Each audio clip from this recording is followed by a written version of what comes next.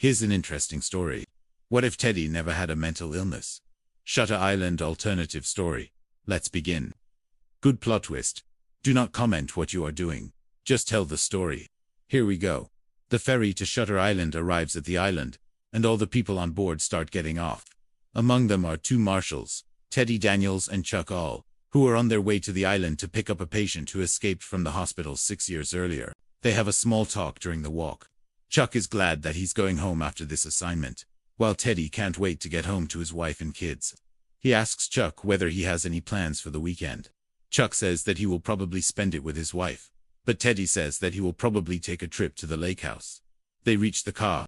Teddy drives them to the Asher Cliff Hospital, where they meet Dr. Callie, who tells them that the hospital has been closed for many years now, because most of the patients were transferred to another hospital.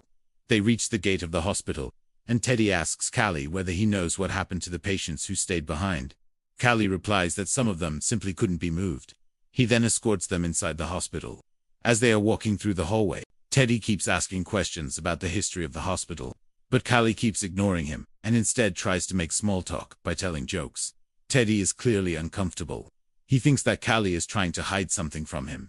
Then they reach the office of Dr. Nering, who is in charge of the remaining patients. Callie knocks on the door and asks if he can come in. Nering gestures for him to come inside. Teddy sits down opposite to Dr. Nering, who tells them that they have 3 patients left in the hospital: a man named Andrew Lettis, a woman named Mary, and a girl named Rachel Nodo.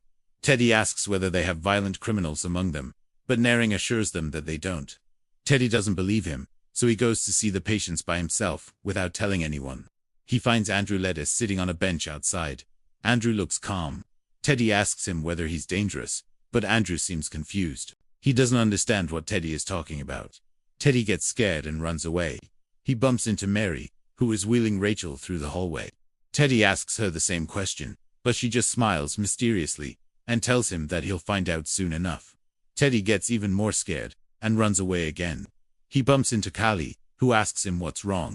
Teddy tells him that there is a killer loose, but Callie calms him down, saying that it's impossible since all the patients are harmless. Teddy still doesn't believe him, so he runs away once again. This time, he finds Nering and asks him whether he can help him find the killer. Nering says that he will help him, but first he needs to calm down. He takes Teddy to a room with a window overlooking the sea. Teddy is still suspicious, but before he can say anything, Nering closes the door and turns off the lights. Teddy gets scared and tries to open the door, but it won't budge. Suddenly, he hears voices whispering his name. He screams for help, but no one comes. He eventually calms down and sits on the floor. He hears Nering approaching. The door opens, and Nering asks him what he sees. Teddy replies, "Nothing." Nering tells him to look again. Teddy looks up and sees a beautiful view of the ocean. Nering tells him that sometimes when we lose our hope, we also lose our sight.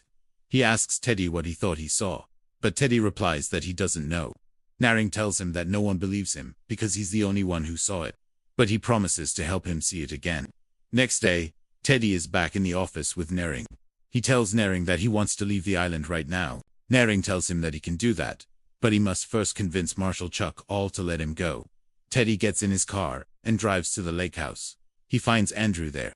Teddy asks him whether he's Mary's husband, but Andrew replies that he doesn't know what he's talking about.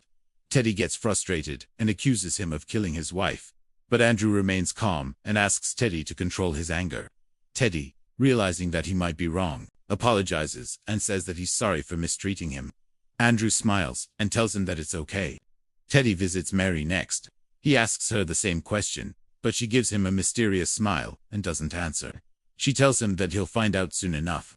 Teddy gets frustrated and walks away. Finally, he visits Rachel, who is sitting alone in a corner. He asks her whether she's Mary's daughter, but she doesn't reply. He asks her again, but she suddenly attacks him and bites him on the neck. Teddy screams for help. Nering and Callie run into the room and stop Rachel. Nering tells Callie to take Teddy to his office. When they are alone, Nering tells Teddy that he was right. There is a killer loose, but it wasn't Andrew, Mary, or Rachel. It was him. Teddy doesn't believe him at first, but Nering shows him a file which contains all the reports about the hospital. As Teddy reads through the file, he realizes that he's been here before. He remembers everything now. 6 years ago, he came to Shutter Island with his wife, who was pregnant at the time, because she needed treatment. While she was being treated, Teddy would often visit her.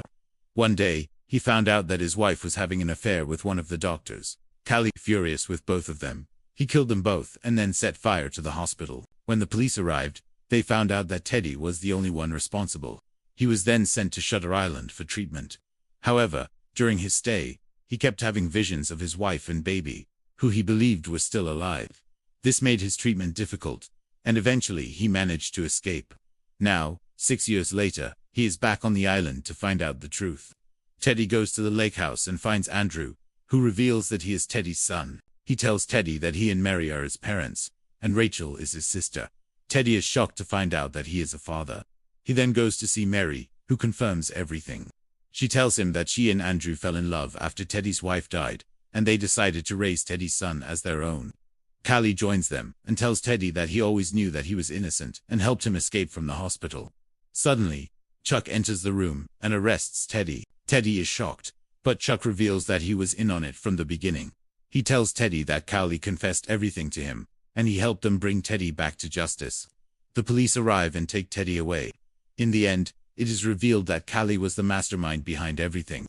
He planned to frame Teddy for the murders, and then help him escape, so that he could take the blame. However, Teddy didn't play along, and Callie was forced to reveal his plan.